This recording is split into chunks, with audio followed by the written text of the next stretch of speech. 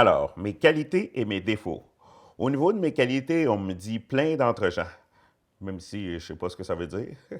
Puis mes défauts, hein, je suis très perfectionniste et gourmand. Manger. Ça se dit-tu ça en entrevue d'embauche? Gourmand? Quand même pas pour dire que j'arrive en retard. Puis si on me demande encore d'où je viens, qu'est-ce que je dis? Je viens de Norvège. Ben ouais, je suis un viking. Sérieusement, ils ont-tu le droit de me demander ça? Non, a priori, on n'a absolument pas le droit de dire ça. Et puis toi, tu peux te renseigner là-dessus. C'est la loi qui le dit. Ça s'appelle la Charte des droits et libertés. Tu peux te renseigner là-dessus, tu peux trouver ça sur Internet et tu verras qu'il y a tout un tas de questions qu'on n'a pas le droit de poser parce que ça amène à un risque de discrimination. Parfois, l'employeur, il va te poser cette question juste parce qu'il est curieux. C'est une belle curiosité qu'il pourrait avoir de te demander d'où tu viens. Alors, moi, ce que je t'invite à faire, c'est soit tu lui réponds, ben, je viens de Montréal, mettons si c'est de Montréal que tu viens, ou peu importe, mais la ville où tu habites. Mais si tu sens qu'il a comme envie d'insister, qu'il pose même d'autres questions qui peuvent être dérangeantes, que tu as l'impression que c'est pas très normal de poser ce genre de questions-là, soit tu peux amener la loi, comme je le disais, mais soit tu peux te dire aussi, est-ce que j'ai vraiment envie de travailler pour cet employeur-là? Est-ce que si on commence notre relation professionnelle sur ces bases-là, est-ce que c'est une bonne place pour moi? Il y a même déjà eu des cas, Richardson, où des gens ont porté plainte parce que des questions étaient discriminatoires. Il y en a même qui ont gagné plusieurs milliers de dollars suite à ça. Donc l'entrevue, ça se prépare. On essaye de penser à quels sont nos points forts, pourquoi on veut le poste, quels sont éventuellement quelques défauts, un ou deux défauts, pas plus.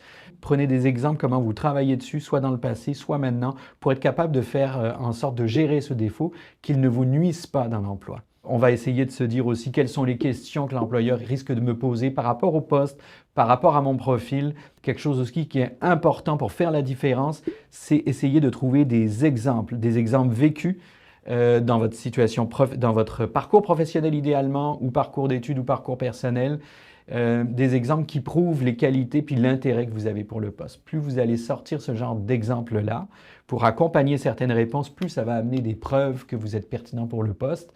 Vous les aurez travaillées, ça va être fluide et c'est sûr que vous allez pouvoir faire une différence comme ça.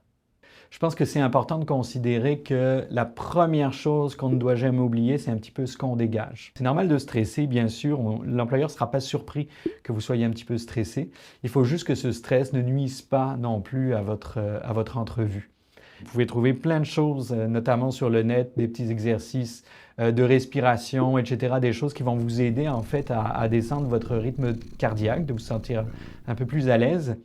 Et puis, des petites choses aussi à considérer, là, quand on parle de se présenter, bien, selon le type d'emploi, parfois il peut y avoir certains ajustements. Une chaîne de vêtements, par exemple, on voit toujours les vendeurs sur le plancher très bien habillés. C'est sûr que si vous allez à une entrevue là-bas et puis que vous n'êtes pas très bien habillé, ils vont se dire, peut-être que l'image que la personne dégage, que le candidat dégage, ne colle pas avec la compagnie. Faites juste attention parfois aussi aux mots de vocabulaire, enfin, aux expressions que vous utilisez. Parfois, vous allez parler à quelqu'un, mettons, d'une autre génération. C'est entre autres à vous des fois de faire ce petit travail d'utiliser un vocabulaire qui correspond à la personne, puis qui correspond au domaine dans lequel vous allez vous engager. Alors, les ressources disponibles pour vous aider à vous préparer pour l'entrevue d'embauche, il peut y en avoir de tout type. Bien sûr, vous allez trouver des choses sur Internet, etc., mais faites attention à ce que ce soit des sources qui vous semblent fiables. Si vous trouvez des sources qui vous viennent d'Europe, faites attention, parce il peut y avoir des biais culturels qui fait qu'il y a certains aspects qu'on ne préparerait pas de la même façon exactement. Mais il y a beaucoup de bonnes choses, il y a quelques vidéos même très intéressantes que vous pourriez voir. Après, je vous dirais surtout, essayez d'aller voir des personnes qui peuvent vous aider.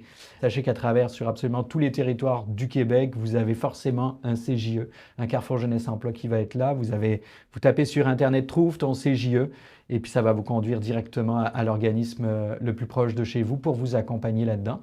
Et puis sur certains territoires, notamment dans les grandes métropoles, vous allez avoir une offre d'organisation encore plus développée, plus fournie.